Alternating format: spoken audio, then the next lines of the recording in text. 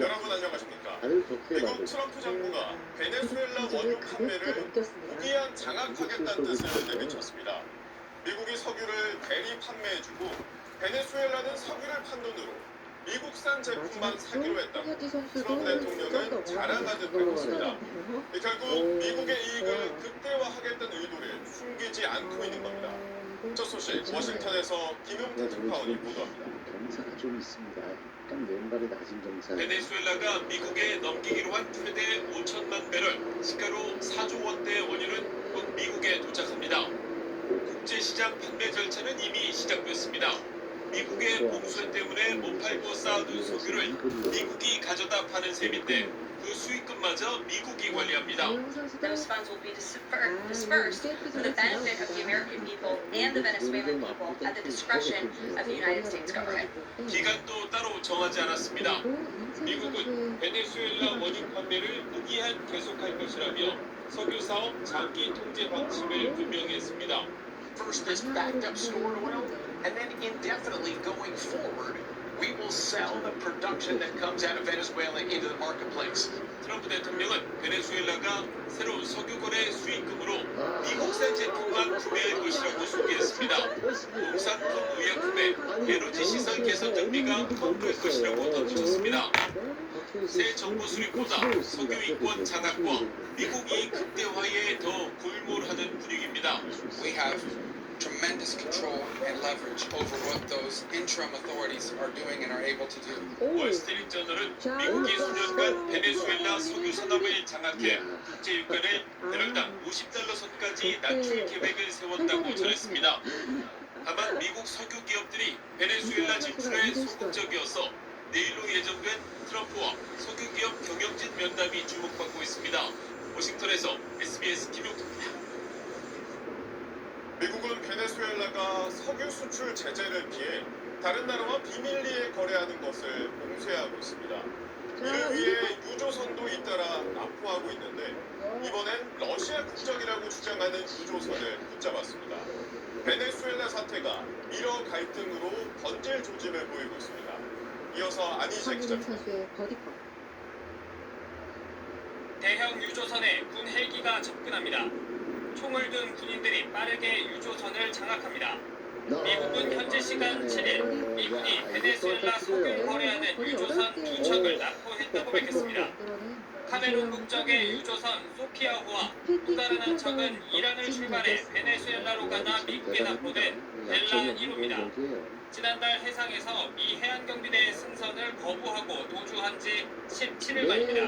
This was a Venezuelan shadow fleet vessel that has transported sanctioned oil, and the United States of America, under this president, is not going to tolerate that. 벨라 1호는 달아나던 와중에 배의 이름을 바꾸고 선체에 러시아 국기를 그려넣었습니다. 납포 당시 인근 해역엔 러시아의 잠수함과 군함들이 있었던 걸로 전해졌습니다. 미국은 납포된 유조선이 거짓 국기를 개양한 무국적 배라고 주장하고 있지만 잠수함까지 동원해 유조선 호위에 나선 러시아는 강력 반발했습니다. 어떤 국가도 다른 국가에 등록된 선박에 무력을 사용할 권리가 없다. 21세기형 해적 행위라며 압류된 유조선에 탑승한 러시아인의 송환도 요구했습니다. Нам же Соединенные Штаты очень много раз показывают то, что законы не прописаны. Вот, ну, а Россия посвящает прибегать к военной охране.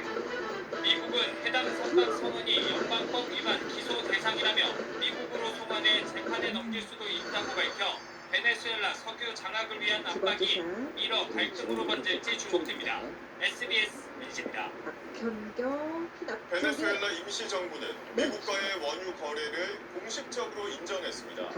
미국과의 거래가 국익에 부합한다는 논리를 내세웠는데 미국의 군사군수권, 경제 문제를 분리하겠다는 의도로 보입니다. 이 내용은 유덕기 기자가 취재했습니다.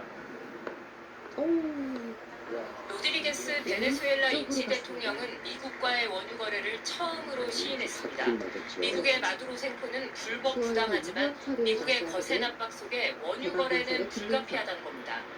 Es que hay una mancha en nuestras relaciones que nunca había ocurrido en nuestra historia. Pero también hay que resaltar que no es extraordinario ni irregular las relaciones, por ejemplo. 베네수엘라 국영 석유 회사는 석유 주가 인권 원칙은 지키면서 미국과의 원유 거래 협상이 엄격히 상업적 차원에서 이루어지고 있다고 강조했습니다. 친마두로 세력의 내부 반발을 의식한 대목입니다. 하지만 반미 강경파인 카베요 내무장관은 연이틀 미국의 군사작전을 강도 높게 비난했습니다. Y digo, hasta ahora hay 100 fallecidos. 100. Una cosa terrible. Y murieron personas que no tenían nada que ver con conflicto. Civiles. 카베요는 미국의 급습에 마두로가 다리를 다쳤고 영부인 플로레스는 머리에 상처를 입었다는 점도 강조했습니다. 로드리게스 임시 대통령은 마두로 생포를 막지 못한 타바타 전 대통령 경호실장을 해임했습니다. 남미 언론들은 타바타 전 실장의 체포설과 함께 미국과 내통했을 가능성도 거론하고 있습니다. haber entregado las coordenadas exactas y los puntos ciegos del anillo de 아, seguridad 이것도 좋아요. venezolano. 그것보다 살짝 베네수엘라 주요 도심을 오토바이와 소총으로 무장한 친마두로 민병대 콜렉티보가 장악한 가운데 마두로 생포를 축하했다는 이유로 60대 주민 2명을 잡아가두는 등 내부 통제가 강화되고 있습니다. SBS 유덕입니다. 우와, 이건 뭐 이런 게 생각지 않았던 뭐 정말 이런 게 특히나 사기를 올려줍니다. 그렇지 마음 높죠. 트럼프 행정부가 노골적으로 눈독을 들이고 있는 그린란드를 다음 주 미국과 덴마크가 만나기로 했습니다. 미국은 일단 그린란드를 사들이는 게 우선 목표라고 밝혔는데 덴마크와 그린란드는 분노하고 있습니다. 파리에서 권영인 특파원입니다. 덴마크의 면담 요청에 지난해 응하지 않았던 미국. 다음 주 덴마크와 만난다고 공개했습니다. I'll be meeting with them next week. We'll have those conversations with them then. And but I'm not having anything further to add to that. 그린란드 병합이 양국 간 의제로 공식화되는 셈입니다.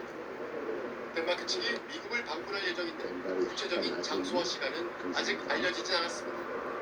루비오 장관은 그린란드를 사들이는 게 우선 목표라고 밝혔습니다. 살짝 내리면 That's always been the 왼쪽으로 president's intent from the very beginning. He said it very early on. I mean, this is not new. 군사적 옵션도 모든 현안에 유효하다니 무력 동원 가능성도 완전히 배제하지 않았습니다. 셔틀부터 버디로 출발합니다. 덴마크의 반발은 더 강해지고 있습니다. 먼 거리에서 공격받으면 명령을 기다리지 않고 즉시 반격한다는 덴마크 교전 수칙을 국방부가 재확인했다는 현지 보도도 나왔습니다. 그린란드 사회도 분노하고 있습니다. I know Donald Trump is a businessman, but Greenland is not a product. We're a people, and that should be taken very seriously, and that should be respected.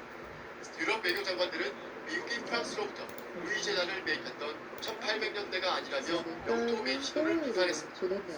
미 공화당에서도 그린란드 병합 시도가 터무니없다는 비판이 제기되고 있습니다.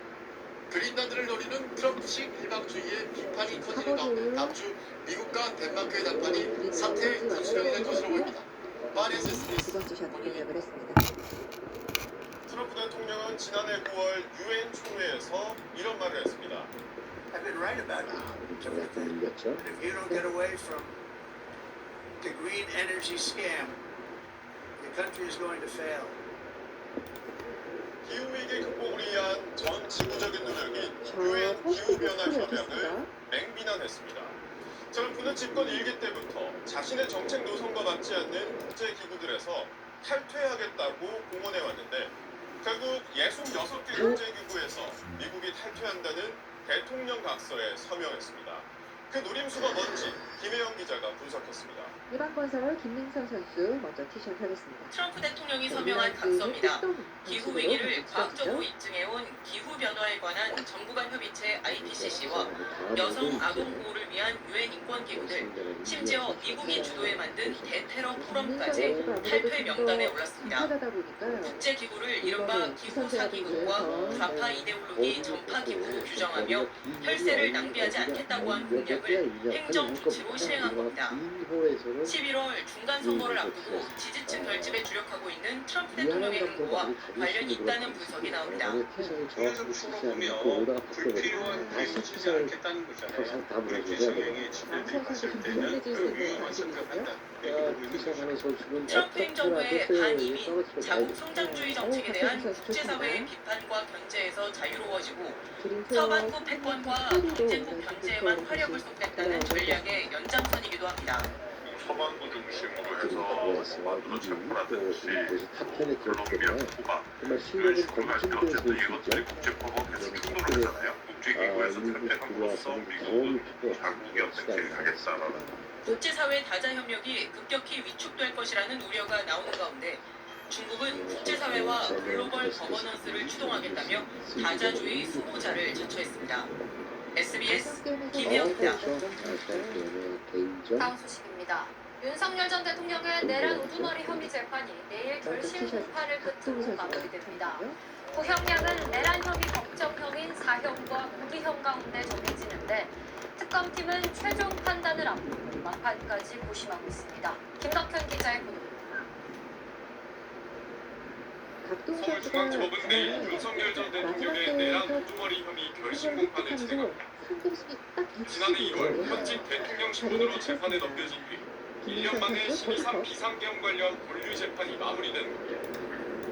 내일 재판은 특검팀의 최종 의견과 구형에 이어 윤 전 대통령과 김용현 전 장관 등 핵심 피고인 8명의 최후 변론과 최후 진술 순으로 이뤄집니다. 윤 전 대통령에게 적용된 내란 우두머리 혐의는 사형이나 무기징역 또는 무기금고만 선고할 수 있습니다. 징역과 금고는 모역 의무 여부만 달라 사실상 사형 아니면 무기형입니다. 특검팀은 그동안 윤 전 대통령이 장기 집권이라는 권력욕을 실현하기 위해 국가 긴급권인 비상계엄 선포를 정치적 도구로 전락시켰다고 강조해왔습니다. 또 윤 전 대통령이 수사와 재판에 불출석하는 등 사법 절차를 무시해왔고 반성의 태도 없이 혐의를 줄곧 부인해온 점도 구형량에 반영될 전망입니다. 국회에 300명, 또 나와서 한 700명 가지고 지난해 전국투어에서 특징을 6번이나 들었던 후배기 같은 얘기 아닙니까?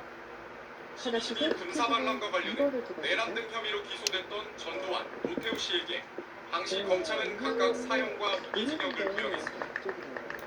특검팀은 오늘 특검보와 수사팀 간부들을 소집해 구형량 논의를 이어가는 등 막판까지 고심을 거듭하고 있습니다. 다음 달 예정된 1심 선고를 앞두고 윤 전 대통령의 구형량이 어떻게 나올지 관심이 쏠리고 있습니다. SBS 김덕현입니다. 국민의힘 장동혁 대표가 지명직 최고위원을 비롯한 당직 인선을 단행했습니다. 계엄에 대해 사과한 지 하루 만에 윤석열 전 대통령과 계엄을 옹호하는 인사들을 조명하면서 당내에서 비판이 나오고 있습니다. 손영한 기자. 에서 거리로 기분 좋게 출발합니다. 국민의힘 장동혁 대표가 지명직 최고위원 자리에 조광한 경기 남양주병 당협위원장을 앉혔습니다. 호남 출신으로 민주당 소속 남양주 시장을 지낸 인사라 외연 확장과 대여 공세에서 역할을 할 수 있다고 당 지도부는 설명했습니다. 당시에 그 개국정비 사업으로 알려진 분으로 이재명 당시 경기도지사의 불합리한 도정 운영에 대해서도 적극적으로 대립각을 세우는 등 합리적이고 원칙적인 문제 제기로. 하지만 장 대표가 계엄을 사과한 지 하루 만에 윤핵관 인사를 임명한 거란 논란이 당내에서 곧바로 이어졌습니다. 조광한 최고위원이 지난해 2월 탄핵을 반대하는 당협위원장 모임 등에서 이런 주장들을 폈기 때문입니다. 윤석열 대통령의 불법 체포와 불법 구금 그리고 완전히 오도된 그리고 음모에 의해서 지금 이 프레임이 씌워져 있는 내란을 한 초선 의원은 윤핵관 인사를 중용한 거라고 주장하면서 계엄을 사과한다고 했던 장 대표의 말과 행동이 다르다고 비판했습니다. 조 최고위원은 정치를 잘 모르는 사람들이 하는 말에 대해 자신은 더는 언급하고 싶지 않다고 SBS에 말했습니다. 내일 첫 회의를 통해서 한동훈 전 대표에 대한 징계 논의에 착수하는 당 윤리위원회를 둘러싼 갈등도 이어지고 있습니다. 윤민호 신임윤리위원장이 법적 책임뿐 아니라 정치적 책임에 대해서도 판단하겠다는 입장을 내자 한 전 대표 측은 법적으로 문제가 안 돼도 징계하겠다는 뜻이냐며 반발했습니다. SBS 손현입니다. 잘 나왔네요. 경찰이 민주당 김병기 의원에게 불법 자금을 건넸다는 탄원서를 작성한 전직 구의원을 불러 조사했습니다. 경찰은 또 박대준 전 쿠팡 대표를 소환해 김 의원이 식사 자리에서 인사의 압력을 행사했는지 여부도 出구됐습니다. 도문영 기자입니다. 지난 2020년 총선을 앞두고 김병기 민주당 의원 측에 1,000만 원을 전달했다가 돌려받았다는 내용의 탄원서를 작성했던 동작구 전 의원 A씨가 피의자 신분으로 경찰에 소환됐습니다. 김병기 의원 측에 1,000만 원 전달하신 거 맞습니까? A씨와 함께 출석한 변호사는 탄원서 내용대로 당시 김 의원 측에 돈을 건넸다는 취지로 말했습니다.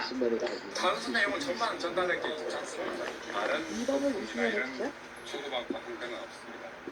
경찰은 A씨를 상대로 김 의원 측에 1,000만 원을 전달한 뒤 되돌려받은 경위와 대가성 여부 등을 조사했습니다. 또 2023년 말에 민주당 이수진 전 의원에게 탄원서를 전달한 과정도 확인한 걸로 전해졌습니다. 지난해 9월 김병기 의원과 고가에 식사를 했다는 의혹을 받는 박대준 전 쿠팡 대표도 경찰에 소환됐습니다. 경찰은 박 전 대표를 상대로 김 의원이 당시 식사 자리에서 자신과 갈등을 빚다 의원실을 퇴사한 뒤 쿠팡에 입사한 전직 보좌관들의 인사상 불이익을 청탁했는지를 추궁했습니다.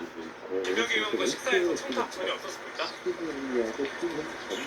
내일은 김 의원의 부인 이모 씨에게 2천만 원을 건넸다가 새우깡 봉투와 함께 돌려받았다는 내용의 탄원서를 작성했던 또 다른 전직 동작구 의원이 경찰에 소환됩니다. SBS 도문영입니다. 앞서 보신 것처럼 민주당 김병기 의원을 둘러싼 각종 의혹에 대해 관련자 소환 조사가 진행되고 있지만 경찰이 본격적인 강제 수사에는 나서지 않으면서 수사의 적기를 놓치는 게 아니냐는 지적이 나오고 있습니다. 이런 가운데 의혹의 핵심 당사자들이 증거를 없애려는 듯한 정황들도 잇따라 포착되고 있습니다. 신용일 기자의 보도입니다. 지난 2022년 당시 민주당 강선우 의원 측에 공천 헌금 명목으로 1억 원을 건넸다는 의혹을 받고 있는 김경 서울시 의원. 어제 김씨 의원이 기존 텔레그램 계정을 탈퇴하고 새로 가입한 모습이 포착됐습니다. 오늘은 카카오톡에서도 새 친구 목록에 뜨면서 김씨 의원이 카카오톡 계정을 삭제하고 새로 가입했을 가능성도 제기됐습니다. 최근 인스타그램 계정도 비공개로 전환한 김씨 의원은 지난달 말 출국해 미국에 머물고 있습니다. 출국 사실이 뒤늦게 알려지면서 당시에도 경찰이 출국 금지 조치조차 하지 않았다는 비판이 제기됐는데 미국에서 SNS 등 핵심 증거들까지 사라지고 있는 것 아니냐 의심이 더해진 겁니다. 김병기 의원의 핵심 측근으로 지역구 구의원들이 김 의원 측에 불법 자금을 건네는 데 관여한 걸로 의심받는 이모 씨도 최근 휴대전화를 바꾼 정황이 포착됐습니다. 이 씨에게 문자 메시지를 보낼 때 화면에 뜨는 문구가 며칠 사이 달라졌기 때문입니다.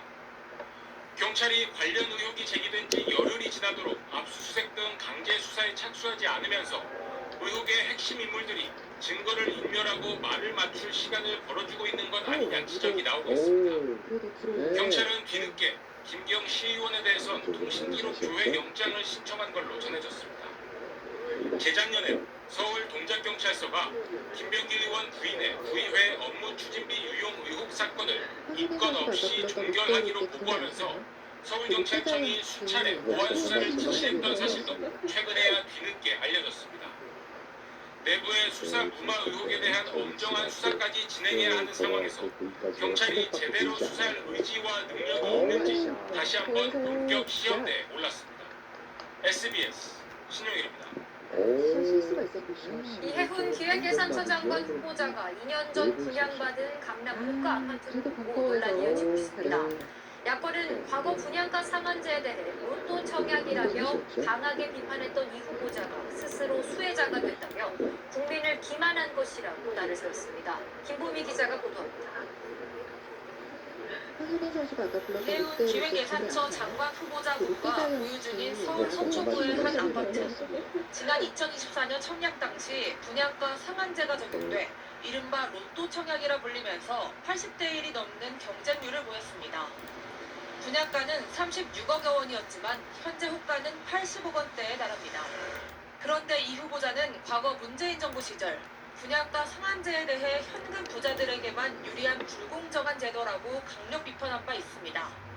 현금 부자들은 그냥 그 자리에서 분양만 받으면 집값이 뛰어서 시세 차익으로 5, 6억씩 대박 로또를 가져가고 있는 이런 상황입니다. 국민의힘은 이 후보자 스스로 비판했던 분양가 상한제의 수혜자가 된 건 국민기만이라고 비판했습니다. 타인의 시세 차익은 불의로 규정하며 비판하더니 본인이 얻은 40억 로또는 행운이라도 된단 말이냐며 내로남불 행태라고 날을 세웠습니다. 이 후보자가 해당 아파트 청약 당시 장남이 이미 결혼식을 올린 상태였지만 혼인 신고를 하지 않고 부모와 동일 세대로 묶어 청약 가점을 높였다는 이른바 위장미혼 의혹도 제기됐습니다. 장남은 지난 2023년 12월에 결혼해 다른 아파트에 전세 계약을 했지만 2024년 7월 이 후보자의 아파트 청약때까지 부모 아래 세대원, 즉 부양가족에 포함됐고 청약 신청 마감 이틀 뒤 새 집으로 전입했다는 겁니다. 이에 대해 이 후보자는 성년인 자녀의 자기결정 사항에 부모가 개입할 수 없었다는 해명을 내놨습니다. 여야는 오는 19일 이 후보자에 대한 인사청문회를 열기로 잠정 합의했습니다. SBS 김우입니다. 민주당 신영대 이병진 의원이 대법원 판결로 의원직을 잃으면서 6월 지방선거와 함께 치러질 재보궐선거의 판이 커지고 있습니다. 재보궐선거의 지역구가 현재 4곳으로 늘었고 10곳 안팎으로 확대될 수 있습니다. 민경우 기자입니다. 과감한 터트렸어요. 대법원은 오늘 지난 2024년 4월 총선에 출마하며 재산을 축소해 신고한 혐의 등으로 기소된 이병진 의원에 대해서 당선 무효형을 확정했습니다. 당내 경선 여론조사를 왜곡한 혐의로 지난 총선 당시 선거사무장에 대한 징역형의 집행유예가 확정된 신영대 의원도 의원직을 잃었습니다. 두 의원은 모두 민주당 소속인데 오는 6.3 지방선거 때 이들 지역구인 경기 평택을과 전북 군산, 김제, 무안감에선 국회의원 보궐선거가 치러집니다. 이재명 대통령과 강훈식 청와대 비서실장의 의원 시절 지역구였던 인천 계양을과 충남 아산을까지 재보선 지역구는 현재까지 모두 4곳이 확정됐습니다. 평택을에선 2004년 이후 7번의 국회의원 선거가 있었는데 민주당 계열 정당이 3번, 국민의힘 계열이 4번 이겼습니다. 같은 기간 다른 3곳은 민주당 강세가 두드러졌습니다. 공직선거법 위반 혐의 등으로 재판에 넘겨진 다른 의원들이 오는 4월 30일까지 당선 무효형이나 의원직 상실형을 받을 경우 해당 지역구에선 재보선이 치러집니다. 지방자치단체장 출마를 위해 의원직을 사퇴하는 의원들까지 고려하면 재보선은 10여 곳으로 늘 수 있습니다. 여야는 벌써 신경전입니다. 원칙적으로 보궐선거는 그 전략 공천을 원칙으로 경선을 하더라도 전략 경선이라는 의미예요. 민주당 소속 현역 의원들의 의원직 상실로 치러지는 선거입니다. 이 앞에 책임과 사과부터 분명히 하는 것이 순서라고 봅니다. 재보선 출마 예상자들로 민주당에선 김남준 청와대 대변인, 김용전 민주연구원 부원장 등, 국민의힘에선 양향자 최고위원, 유이동 전 의원 등이, 조국혁신당에선 조국 대표 등이 자천타천으로 거론됩니다. SBS 민경입니다. 삼성전자의 지난해 4분기 영업이익이 20조 원을 기록하며 역대 최대 실적을 달성했습니다. 슈퍼사이클 맞은 반도체의 덕이 컸습니다. 빅테크 기업들의 AI 경쟁이 갈수록 치열해지면서 반도체 수요는 더 늘어날 거란 전망이 나옵니다. 정성진 기자가 취재했습니다. 와, 깜짝 놀랐습니다. 삼성전자의 지난해 4분기 영업이익이 20조 원으로 전적 집계됐습니다. 3분기보다 64%, 1년 전과 비교하면 2배 넘게 급증한 겁니다. 국내 기업 중 분기 영업이익이 20조 원을 넘은 건 삼성전자가 처음입니다. 특히 반도체 사업 부문에서만 전체 80%인 16조 원의 영업이익을 낸 것으로 추정됩니다. 인공지능, AI발 반도체 슈퍼사이클의 영향이 가장 컸습니다. AI와 데이터 센터 투자 확대 후 반도체 수요가 급증하면서 메모리 반도체 가격이 40에서 50% 뛴 겁니다. 시장에서는 메모리 반도체 가격이 올 1분기에도 40에서 50%, 2분기에도 20% 정도 오를 것이란 전망이 나옵니다. 미국 빅테크 업체들의 AI 인프라 확충 영향으로 올해도 메모리 반도체 공급 부족은 심화될 전망입니다. 수익성이 높은 고대역폭 메모리 HBM에서 삼성전자가 경쟁력을 갖추게 된다는 점도 긍정적입니다. SK하이닉스가 오랜 기간 독점했던 5세대 HBM의 엔비디아 공급이 본격화했고 6세대 HBM 공급 논의도 진행되고 있다는 관측이 나옵니다.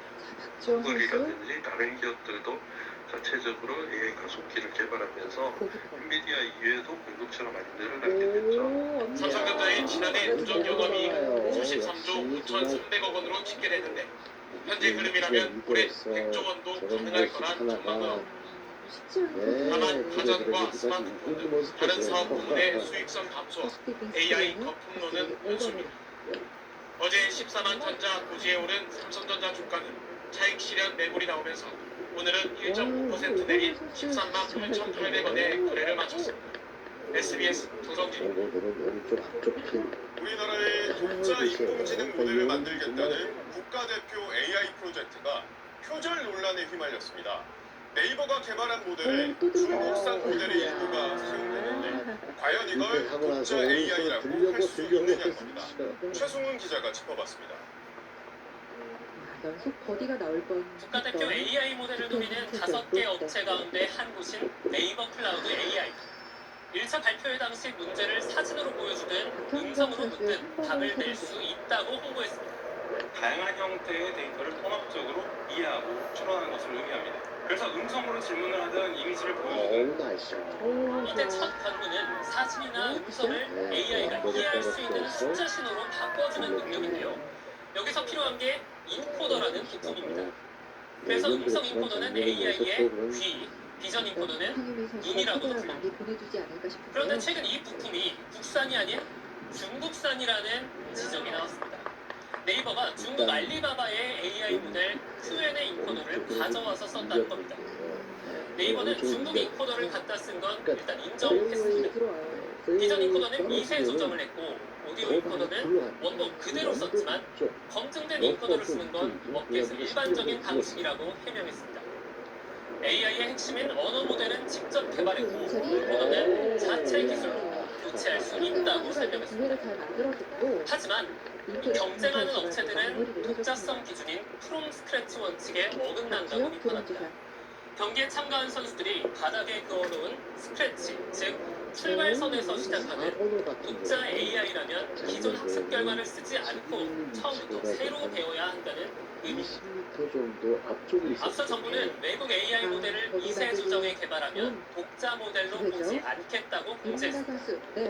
하지만 모델의 구성 요소를 갖다 쓰는 경우까지 구체적으로 규정하지는 않았습니다. 이달 안에 1차 평가 결과와 네이버 모델의 독자성 여부를 발표할 예정인데 애초에 기준이 모호했던 터라 어떤 결론이 나오든 논란은 이어질 전망입니다. SBS 최승훈입니다. 애경 산업이 판매하는 일부 치약에 금지 성분이 포함된다는 소식 어제 전해드렸는데요. 저희 취재 결과 해당 치약들은 3년간 국내에 팔린 걸로 파악됐습니다. 애경 측이 전량 회수에 나섰다지만 시중에선 여전히 판매되고 있습니다. 한성희 기자의 단독 보도입니다. 서울의 한 마트에 찾아갔습니다. 치약 코너에 애경 산업의 2080 제품이 진열돼 있습니다. 중국 업체 도니가 제조했다고 돼 있습니다. 금지 성분인 트리클로산이 포함돼 애경 산업이 전량 회수에 들어갔다는 그 제품들입니다.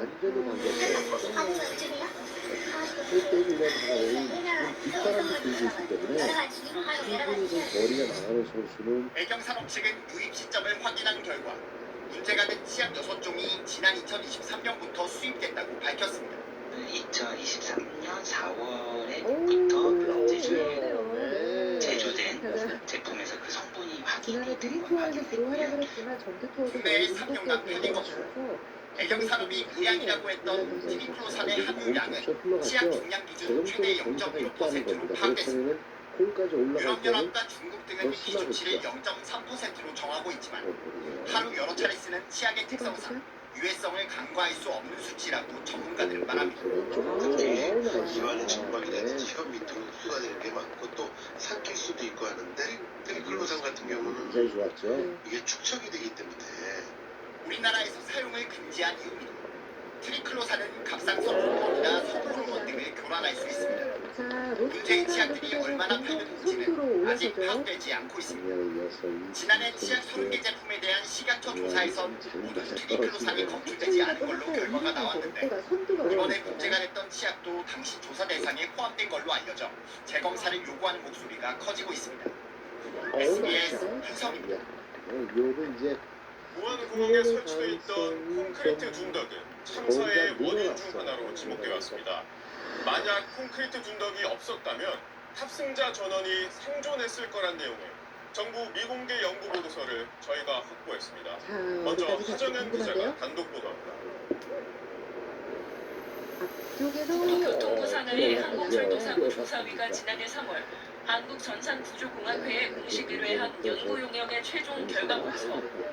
SBS가 입수한 이 보고서엔 지난 2014년 12월 무안공항 참사에서 활주로 끝 콘크리트 둔덕이 없었다면 탑승객들의 피해가 어떻게 달라졌을지를 슈퍼컴퓨터로 분석한 결과가 담겼습니다. 당시 로컬라이저가 콘크리트 둔덕이 아닌 규정에 맞는 부러지기 쉬운 자질로 설치돼 있었다고 가정하면 사고기는 로컬라이저 안테나 등을 모두 파괴하면서 진행하다가 공항의 보안 담장을 뚫고 나가 630m 미끄러진 뒤 정지했을 것이라고 보고서엔 기록돼 있습니다.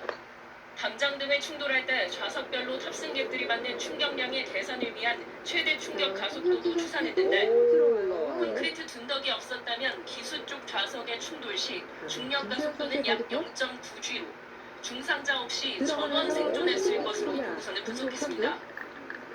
실제 참사에서 둔덕과 충돌할 때 사고기의 속도는 시속 259km로 평균 15G의 중력 가속도, 그러니까 성인 남성 평균 몸무게를 기준으로 1톤 가까운 힘이 작용했습니다. 15G라고 하면은 엄청나게 큰 힘이잖아요. 사람이.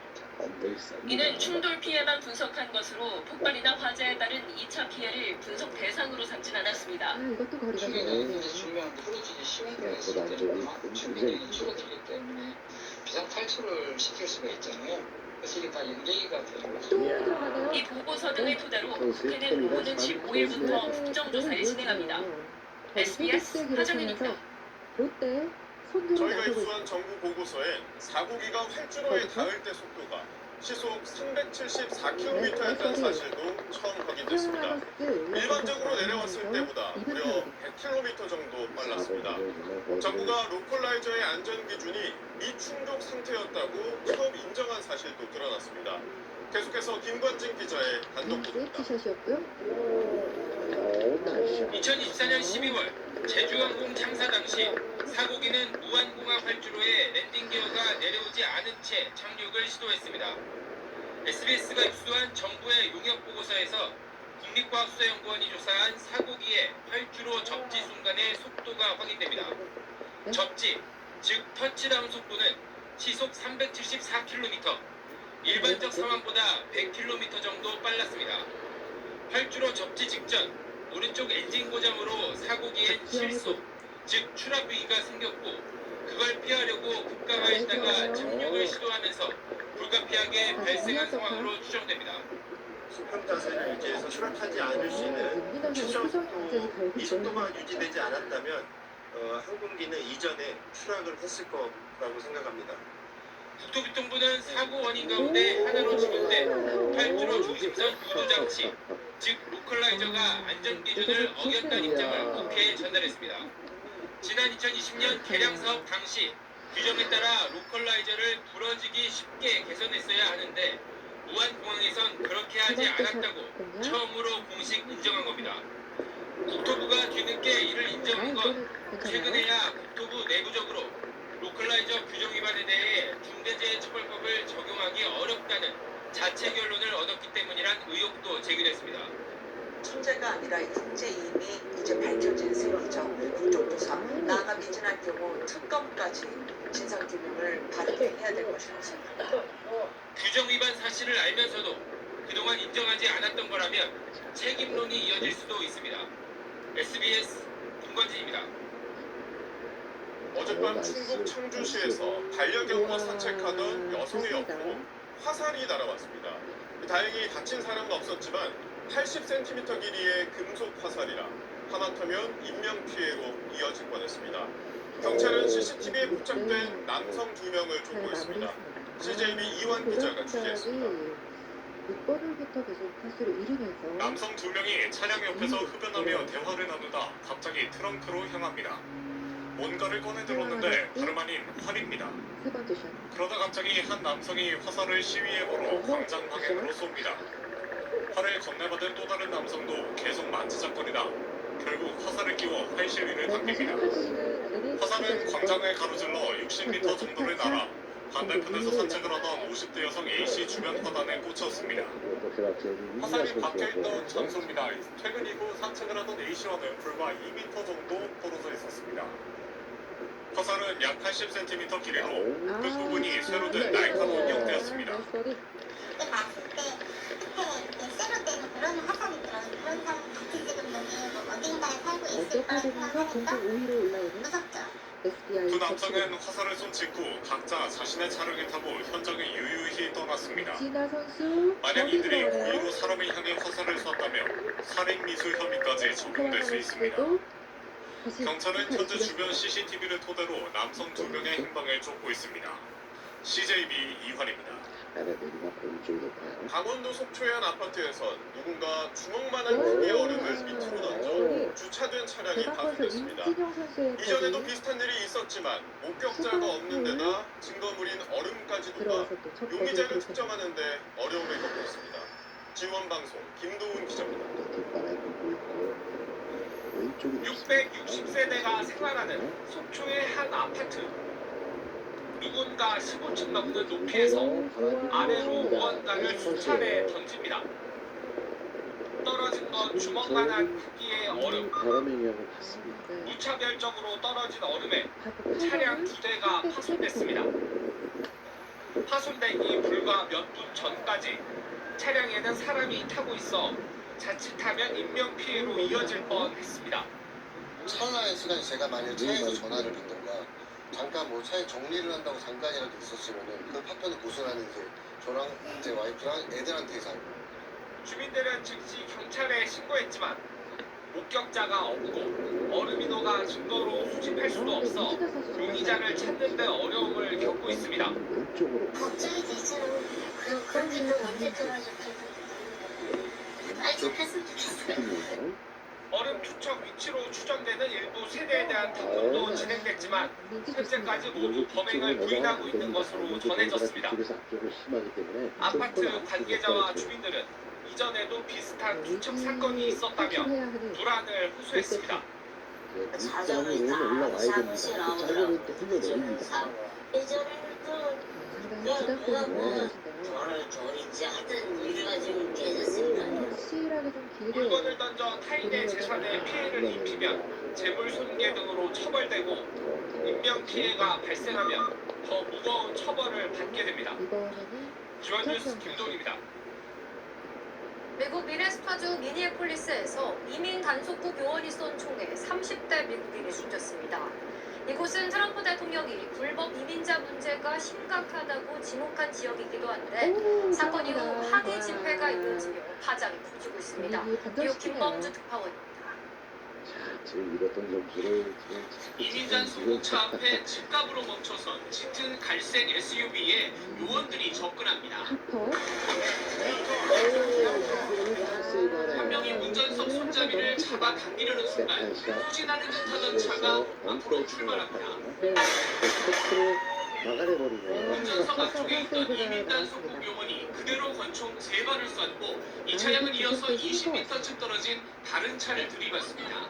운전자는 머리에 총을 맞은 상태였고 구급대원들이 출동해서 심폐소생술을 해봤지만 결국 숨졌습니다. 숨진 사람은 미국 시민권자인 37살 르네 니콜 부스로 확인됐는데 미국 정부는 이 여성을 차로 요원들을 공격한 테러범으로 규정했습니다. The woman attacked them and those surrounding them and attempted to run them over and ram them with her vehicle. 트럼프 대통령은 SNS에 요원이 잔인하게 들이받쳤다면서 급진 좌파들 탓이라고 적었고 제이디 벤스 부통령은 해당 여성이 자초한 일이라고 했습니다. 민주당 소속인 미네소타 주지사와 미니애폴리스 시장은 반발했습니다. Having seen the video of myself, I want to tell everybody directly, that is bullshit. 거리에 나선 시위대는 이민단속 요원들에게 엉덩이를 던지고 몸싸움을 벌였고 밤까지 애도 집회가 이어졌습니다. 미니애폴리스는 트럼프 일기 때인 지난 2019년 흑인 조지 플로이드가 경찰 폭력에 사망하는 사건이 벌어지면서 전국적 시위를 촉발했던 곳입니다. 그 사건 현장과 단 1km 정도 떨어진 곳에서 다시 비극적인 일이 벌어지면서 연초부터 미국 전역에 또 한 번 큰 파장이 일 것으로 보입니다. 뉴욕에서 SBS 김범주입니다. 캄보디아 온라인 사기 범죄단체 수장인 프린스 그룹 천재 회장이 캄보디아에서 체포돼 중국으로 송환됐습니다. 중국 당국이 송환된 천재의 모습을 공개했습니다. 베이징 권난 특파원입니다. 네, 좋습니다. 수위를 입고 국면을 쓴 남성이 특수경찰 압송을 받으며 비행기에서 내려옵니다. 지상에 도착하자 국면이 벗겨지고 드러난 얼굴, 프린스 그룹 수장 천재 회장입니다. 캄보디아의 대규모 범죄단지를 운영하며 전 세계인을 상대로 온라인 사기 행각을 벌여온 프린스 그룹 천재 회장이 캄보디아에서 체포돼 중국으로 송환됐습니다. 미국 FBI 수배가 내려진 지 약 2달 만입니다. 지난해 10월에 한국인 64명이 캄보디아 범죄단지에서 보이스피싱과 로맨스 스캠 등 사기 범죄에 연루된 혐의로 집단 송환되는 등 천 회장은 10여 개 범죄단지에 노동자 각 수천 명씩을 가둬두고 각종 사기 행각을 벌인 혐의로 미국에서 기소됐습니다. 미국과 영국, 한국 정부는 자산을 동결하는 등 천주 회장을 제재했습니다. 2009년 캄보디아로 간 천주는 2015년 프린스 그룹을 설립해 대외적으로는 관광과 카지노 사업을 하면서 사기 범죄를 벌여왔습니다. 버러들이 불법 수익만도 약 88조 원에 달하는 걸로 추정됩니다. 천 회장은 캄보디아 고위 정치권과 중국 정보 당국자와 결탁해 범행을 보호받았다는 의혹도 제기됐습니다. 而全制逃亡期间行踪难以掌握，分析直指背后有中国护航。 천 회장을 기소된 미국이 아닌 중국으로 보낸 것, 이런 민감한 의혹에 대한 서방권 수사의 칼날을 피하기 위한 조치로 해석됩니다. 해외에서 이미 기소와 제재가 이뤄진 초국가적 범죄인 만큼 천 회장은 중국 법원에서도 최고형인 사형을 받을 가능성이 있습니다. 다만 자금 흐름 등 구체적인 수사 내용은 공개되지 않을 거란 전망이 많습니다. 베이징에서 SBS 권아입니다. 우리 사회 인구 구조가 빠르게 바뀌고 있습니다. 국내 65세 이상 인구주입니다. 2010년 550만 명 수준이었던 노인 인구는 해마다 늘어 2024년엔 1000만 명을 넘어섰고 지금은 1100만 명에 다가섰습니다. 15년 새 2배 가까이 증가하면서 우리 국민 5명 가운데 1명이 노인인 시대가 열렸습니다. SBS는 이런 초고령 사회 문제를 진단하고 해법을 모색하고자 연중기획 1000만 노인 시대를 준비했습니다. 올해 그 첫 순서로 초고령 사회의 달라진 풍경을 조윤아 기자가 담아봤습니다.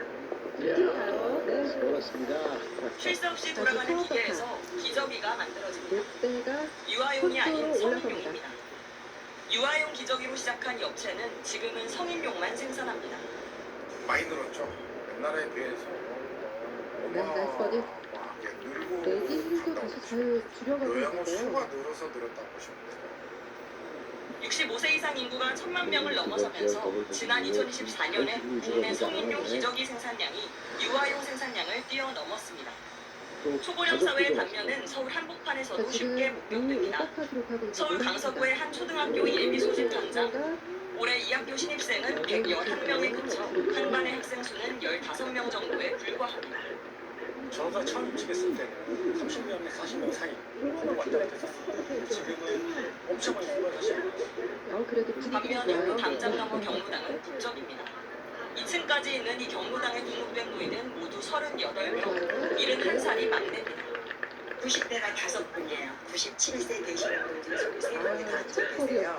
그리고 여기 빨간 티 입으시는 어르신은 올해 91세 되셨나? 어르신인가요? 이 동네 연령별 인구수를 비교해보니 7살은 600명이 채 안 됐지만 65세는 1,500명이 넘었습니다. 대한민국 인구 구조의 축소 반영세입니다. 어린이집 대신 노인 요양시설이 급증하고 노인을 돌보는 요양보호사마저 상당수가 노인인데다 국민연금과 건강보험 재정은 경고 등이 켜진 상황. 노인을 그저 부양 대상으로만 여기는 시각은 이런 현실을 더 어둡게 만들 뿐입니다. 나이를 고려하지 않고 어떤 이 사람의 어떤 기능적인 것들을 본다라든가 이제 그런 사회 시스템으로 변화해야 되는데 빠른 속도에 비해서 우리 시스템이 따라가지 못하고 있는 거예요. SBS는 올 한해 초고령 사회 세대 간 공존의 길이 어디에 있는지 모색할 예정입니다. SBS 조인합니다. 미국 라스베이거스에서 열리고 있는 세계 최대 가전 IT 박람회 CES에서 K-뷰티 기업들이 IT 업체 못지않은 기술력을 선보였습니다. 인공지능 기술로 얼굴 상태를 분석해 맞춤형 관리를 돕는 K-뷰티 제품들이 인기를 끌고 있습니다. 미국 현지에서 김혜민 기자입니다. 후반에서 연속 버디 기록하면서 평범해 보이는 거울에 얼굴을 비추자 자외선 차단제를 바를 때가 됐다는 표시가 뜹니다. 차단제를 덧바르면 그 부분만 색깔이 잃었던 타수를 이제 점점 이제 하얗게 조금만 더 움직여주시면 인식을 하면 이제 되네. 네. 15번을 아모레퍼시픽이 삼성전자와 협력해 만든 거울로 피부의 모공과 주름까지 AI로 정밀 분석하고 필요한 제품도 알려줍니다. 한국 콜마는 치료와 화장을 한 번에 할 수 있는 기기를 선보였습니다. 상처 부위를 촬영하면 AI 알고리즘이 상태를 분석해 걸맞는 치료제를 분사하는 방식입니다. As somebody who has lived with the scars on my face, it's neat to see the technology coming to try to help those like myself that deal with scars, and it's very impressive. 이 기기는 100만 장의 두피 데이터를 학습한 AI 두피 스캐너입니다. 제 머리를 한번 직접 스캔해 보겠습니다. 모발 두께나 두피의 상태 등 진단 결과를 단 몇 분 만에 확인할 수 있습니다. 아마존에서도 이제 미국 소비자분들께서도 인정을 해서 헤어케어랑 탈모 케어 분야에서 1위를 기록을 했고요. 단순한 화장품 홍보를 넘어 AI와 혁신 기술을 등여온 K-뷰티는 CES 전시장에서도 큰 인기입니다. Yes, I'm very well aware of the Korean beauty technology or emphasis. So yes, very familiar. K-푸드 관련 기기에 대한 관심도 뜨겁습니다. 눈꽃 얼음을 만드는 분수기와 편의점에서 볼 수 있는 라면 조리기를 선보인 부스 앞에는 관람객들의 발길이 이어졌습니다. Very good. Oh my God. There's a little bit of heat. It's pretty good.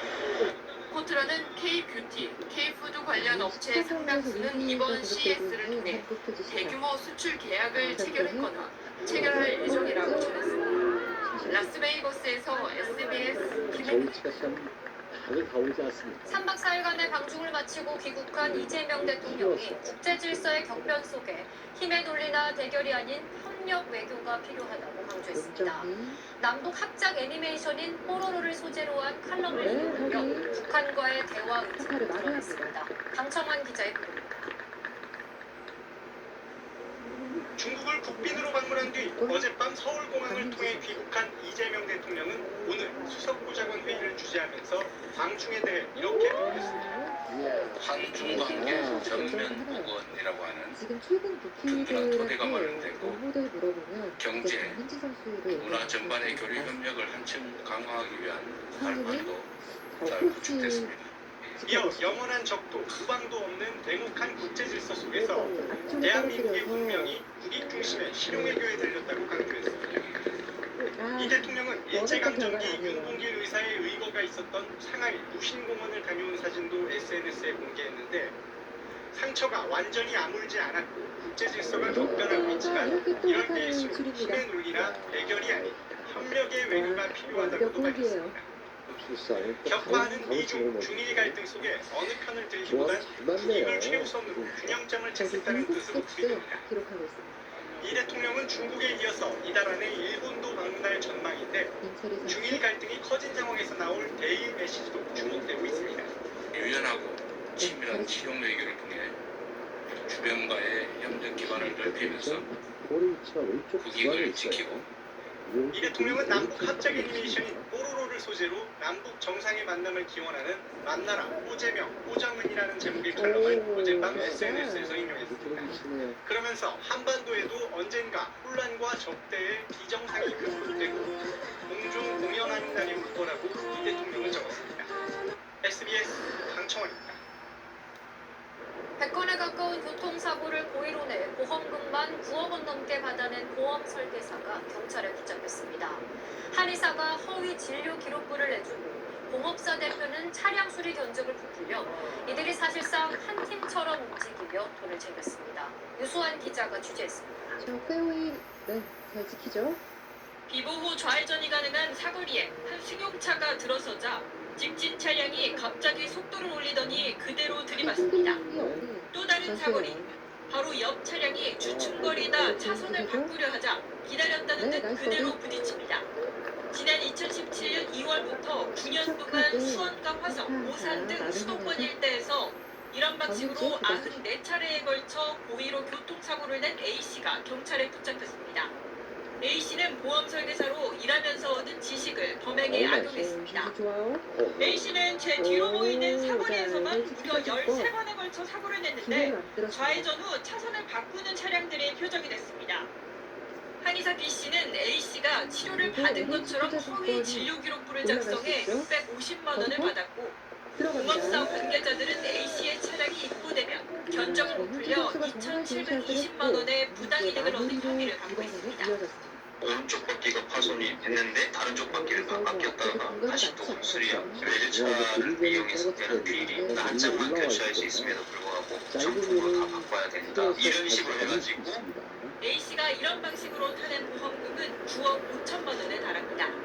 이런 고위급동 사고를 일으킨 운전자들은 사각지대를 이용하여 상대방 차량이 교통사고를 유발하는 차량을 이렇게 어렵게 해서 차선을 구속할 때 그리고 이제 진출을 하게 됩니다.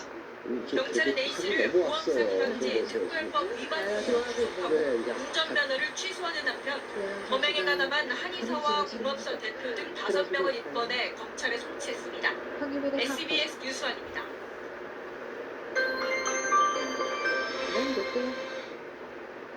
네, 종일 추위가 매서웠는데요. 내일은 바람의 방향이 남서풍으로 바뀌면서 낮부터는 추위가 좀 주춤하겠습니다. 다만 모레 오후부터는 다시 강한 한기가 남하하면서 이번 주말 찬바람이 강하게 불며 추위가 기승을 부리겠습니다. 추위 대비 잘해주셔야겠습니다. 토요일에는 전국에 눈비 소식도 있는데요. 서울은 오전에는 비가 내리다가 오후부터는 눈이 내리면서 최고 3cm의 적설이 예상되고요. 경기 동부에 최고 8cm, 강원도에 15cm 이상의 큰 눈이 내리겠습니다. 늦은 오후가 되면 눈구름대가 남쪽으로 이동을 하면서 호남에는 토요일 밤 사이 대설 경보 수준의 매우 많은 눈이 예상됩니다. 폭설에 대비해 주셔야겠습니다. 경기 북동부와 강원 내륙은 내일 밤부터 눈이 시작되겠고 그밖에 중부에도 눈이 날리는 곳이 있겠습니다. 동해안은 대기가 매우 건조하겠습니다. 다음 주 초반 서쪽 지역에 또 눈비 예보가 있습니다. 되셨습니다. 8시 뉴스 마칩니다. 시청해주신 여러분 고맙습니다.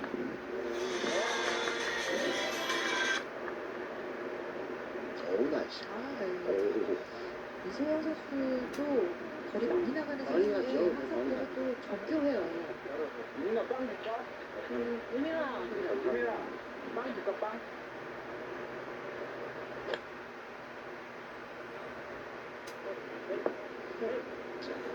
이건 또 뒤쪽으로 있는 거고 이쪽으로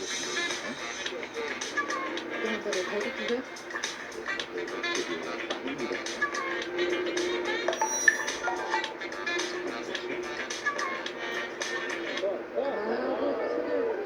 보내갔는데 오른쪽으로 빠졌죠.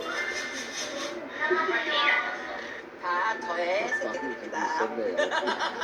저의 성사모 맞벌이 하시고 그다음에 저처럼 재택근무 하시고 이렇게 되어 있어요. 부모의 마음으로 다 아이를 보고 있어서 너무 좀 잠깐 낚였던 초등학교 1학년 같은 경우는 좀 일찍 끝나잖아요. 우리 혼자 좀 나도 좀 점이 있어요. 마음 속상하죠.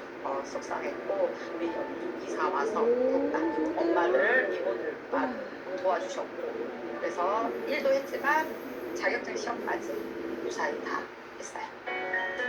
25m? 시간 조율은 카톡 내에서 서로 조율 많이 하고 저희 일이 연장이 생기거나 부식하거나 그럴 때 그래 그럼 내가 밥 먹일게 저 세컨샷 언니 저 잠깐 나갔다 와야 돼 뭐 애기 우리 집으로 내려보내 올려보내 이 소리가 되게 정우지 선수가 마무리하면서 NH 투자 증권 사업가가 1위로 나섰습니다. 작년하고는 다른데요, NH가요. 우리 동네 우열을 가릴 수 없는 맛집들이 있습니다. 나만 알기에 가까운 무슨 맛집 우리 동네 풍경이 담긴 감성 맛집 이거 어때요? 섬세한 내 취향을 꼭 저격하는 취향 맛집 이걸 누가 평가하겠어요? 점수로는 평가할 수 없는 특별함이 가득한 이웃상권. 올겨울엔 우리 동네 이웃상권에서 따뜻함을 만나보세요. 공익광고 협의. 말소리. 키워하다스가 또 호텔을 줄입니다. 공동 4위.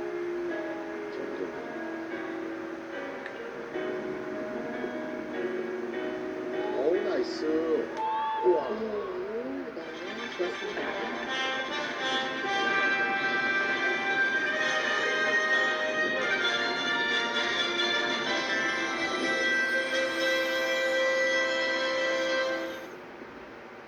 뽑는 사고기. 충돌한 건 가창오리물이었습니다. 무안공항의 조류 충돌 위험성 평가 결과 이 가창오리는 2단계 위험 수준인 경계로 나타나 위험도가 낮지 않았습니다. 이동 경로에 무안공항이 들어간다는 겁니다. 무안공항 항공기 주요 운항 시간 위험도가 낮. 여러분 안녕하십니까? KBS 9시 뉴스입니다. 무안공항에 콘크리트 둔덕이 없었다면 170여 명이 숨지는 게 아니라 모두 생존할 수 있었다는 조사 결과가 나왔습니다. 둔덕에 세운 방위각 시설 로컬라이저가 사고에 미친 영향을 분석한 보고서를 입수했습니다. 첫 소식 윤아림 기자입니다. 랜딩 기어도 내리지 못한 채 무안공항 활주로에 동체 착륙한 제주항공 여객기. 활주로를 벗어나 콘크리트 둔덕과 부딪힌 뒤 폭발했습니다. 콘크리트 둔덕 형태였던 방위각 시설 로컬라이저가 사고에 미친 영향을 분석한 사고조사위원회의 용역 보고서입니다. 충돌 시뮬레이션을 해봤더니 둔덕이 없을 경우 사고기는 동체 착륙을 하고 약 770m를 미끄러진 뒤 정지했을 걸로 분석됐습니다. 또 활주시의 충격도 중상자가 발생할 정도의 크기가 아니었던 것으로 조사됐습니다. 콘크리트 둔덕이 없었다면 탑승자 전원이 생존할 수 있었다는 겁니다. 또 로컬라이저가 부러지기 쉬운 구조물로 설치돼 있었다면 항공기는 담장을 뚫고 지나갔을 것으로 계산됐습니다. 담장 충돌로 인한 충격은 있지만 중상자는 없었을 것이라는 분석입니다. 승객 피해의 주 원인에 대해서도 폭발과 화재로 인한 기체 파손에 따른 2차적 충격으로 추정됐습니다. 이 용역 보고서가 나온 건 지난해 8월. 그동안 사조위는 유족들의 공개 요청에 응하지 않았습니다. 결과가 1년이 지난 지금의 시점에 나왔다는 게 많이 우려스럽고요. 앞으로 국정조사에 대해서 한번 파헤쳐줘야 된다라고 생각합니다. 사고 직후 로컬라이저와 관련해 법 위반은 없었다고 주장해 비판을 받았던 국토부. 이후 공항 안전 운영 기준에 맞지 않고 2020년 개량 사업 때 부러지기 쉽게 개선했어야 했다고 입장을 바꿨습니다. 국토부는 이번 조사 결과와 관련해서는 아직 입장이 없다고 밝혔습니다. KBS 뉴스 윤아입니다.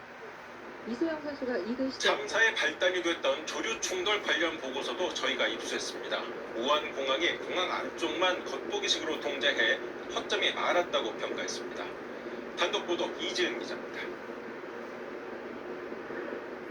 실대와 부딪힌 후 연기와 불꽃을 내뿜는 사고기. 충돌한 건 가창오리물이었습니다.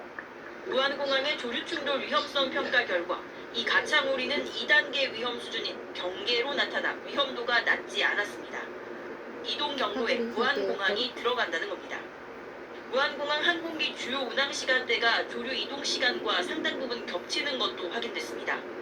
보고서는 무안공항 조류 예방 시스템이 공항 내 겉보기 통제만 이루어진 사례가 다수였다면서 조류 서식지나 유인시설 제거가 조치되지 않았다고 지적했습니다. 이른 아침이나 해질 무렵과 같은 조류 활동이 집중되는 시간이나 철새 이동기 등도 충분히 반영되지 않았습니다. 특히 가창오리와 같이 10,000마리 이상 군집 이동을 하는 조류는 충돌 위험이 더 큰데도 불구하고 공항공사에서 쓰는 위험성 분석 모델에 이런 부분은 빠져 있습니다. 보고서는 발견되는 조류에 따라 공항별로 감시 시스템을 차등적으로 마련할 것을 제안합니다. 하지만 지난해 4월 국토부는 모든 공항에 대해 반경 13km까지 조류 관리를 강화하기로 했습니다. 이렇게 하면 정작 참사 원인이었던 가창오리 때의 서식지인 영하모 등은 관리 대상에서 빠집니다.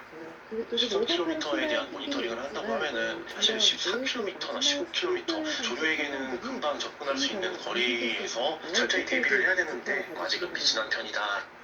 국회 국정조사특별위원회는 정부와 공항공사 등이 조류 충돌 위험을 과소평가했는지도 조사할 방침입니다. KBS 뉴스 이지혜입니다. 강선우 의원에게 공천 대가로 1억 원을 준 혐의를 받고 있는 김경 서울시 의원에 대해 경찰이 강제 수사를 시작했습니다. 김 시의원이 메신저에서 탈퇴하는 등 증거를 없애려는 정황이 포착돼 통신영장을 신청했습니다. 하지만 의혹이 나온 지 벌써 2주가 지난 상태입니다. 이윤호 기자가 단독 취재했습니다. 2022년 지방선거 당시 강선우 의원에게 공천원금 1억 원을 건넨 의혹을 받는 김경 서울시 의원. 어쨌든 그 1억 이렇게 그 돈을 갖다 받은 지금 사무국장이 그렇게 보관하고 있었다는 거예요. 고발장이 접수된 다음 날인 지난해 12월 31일 미국으로 출국했습니다. 미리 계획된 일정이었다며 경찰의 귀국 요구에도 해외에 머물렀던 김 시의원은 어젯밤 돌연 메신저 서비스에서 탈퇴하는 등 기존 대화 내역을 삭제하거나 휴대전화를 교체한 정황이 포착됐습니다. 경찰은 증거인멸 우려가 있다고 보고 김 시의원에 대한 통신영장을 신청한 것으로 KBS 취재 결과 확인됐습니다. 통신영장은 피의자의 통화나 문자 메시지 등 통신 내역과 위치 정보 등을 확보하기 위한 절차로 당장 소환 조사가 불가능한 김 시의원을 상대로 강제 수사에 돌입해 속도를 내겠다는 거로 풀이됩니다. 하지만 이미 3년이 지나 당시 통신 내역은 남아있지 않을 것으로 보입니다. 1억 원을 보관했다고 지목된 강선우 의원 전직 보좌관 역시 돈을 받은 적 없다며 혐의를 부인하고 있는 상황. 김경 시의원한테 2억 받고 보관하신 거 맞습니까? 의혹 당사자들의 진술이 엇갈리는 가운데 의혹의 실마리를 쥔 김 시의원은 이르면 이번 주말 귀국할 것으로 알려졌습니다. KBS 뉴스 이윤입니다. 역시 공천원금 의혹을 받고 있는 당사자죠. 민주당 김병기 의원이 보좌관을 시켜서 구의원들에게 후원금을 모으라고 독촉했다는 의혹이 새로 나왔습니다. 여러 관계자들의 공통된 주장입니다. 정치자금법 위반 가능성이 크다는 게 법조계 인사들 얘기입니다. 이 소식은 추재훈 기자가 단독 취재했습니다. 김병기 의원 지역구인 서울 동작구에서 구의원을 지낸 정치인입니다. 당시 김 의원 보좌관으로부터 후원금을 모아오라는 요청을 받았다고 말했습니다.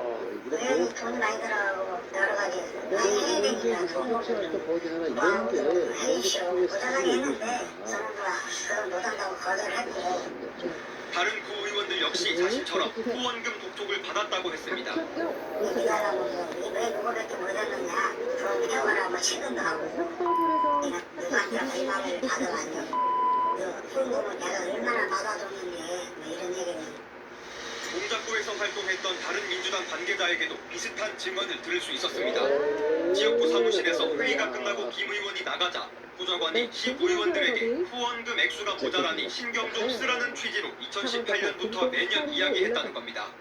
정치자금법은 공천과 관련된 기부를 금지하고 있습니다. 국회의원과 기초의원 사이에 있는 사실 공천이라고 하는 업무적 정치적 관계가 존재를 하지 않습니까? 그런 독촉을 받았을 때는 타인의 의사를 억압하는 방법에 해당한다라고 볼 가능성도 있어요. 김 의원 측은 일방적 주장이라며 사실 무근이라고 밝혔고 언급됐던 당시 보좌관은 생각이 안 난다고 답했습니다. 경찰은 오늘 2020년 총선을 앞두고 김 의원에게 공천 헌금 1,000만 원을 건넸다는 탄원서를 쓴 전직 동작구 의원을 피의자 신분으로 불러 조사했습니다.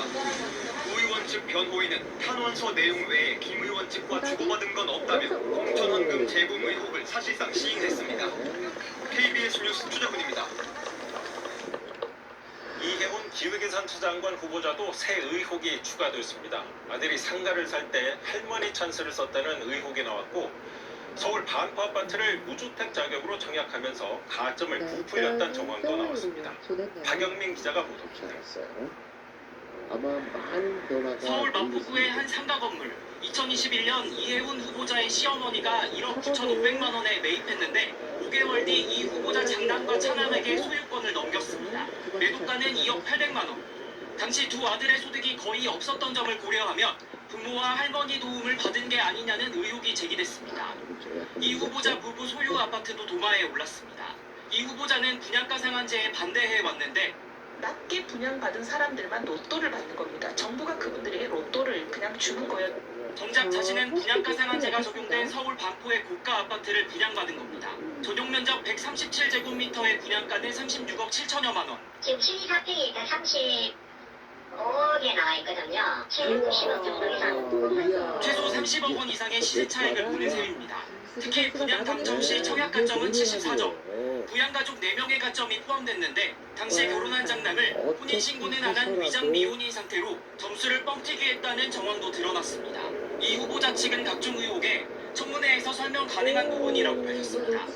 국민의힘은 자진 사퇴를 거듭 압박했고 앞뒤가 다른 은행과 특권층 자산 증식으로 이미 공직자로서의 자격과 도덕성을 상실했습니다. 민주당은 청문회를 봐야 한다고 맞섰습니다. 국민 점수와 국민 눈높이가 그래도 중요한 것인데 청문회까지를 볼 수 있도록 이 후보자 인사청문회는 오늘 19일 하루만 진행됩니다. KBS 뉴스 박영민입니다. 삼성전자의 분기 영업이익이 한국 기업 최초로 20조 원을 넘겼습니다.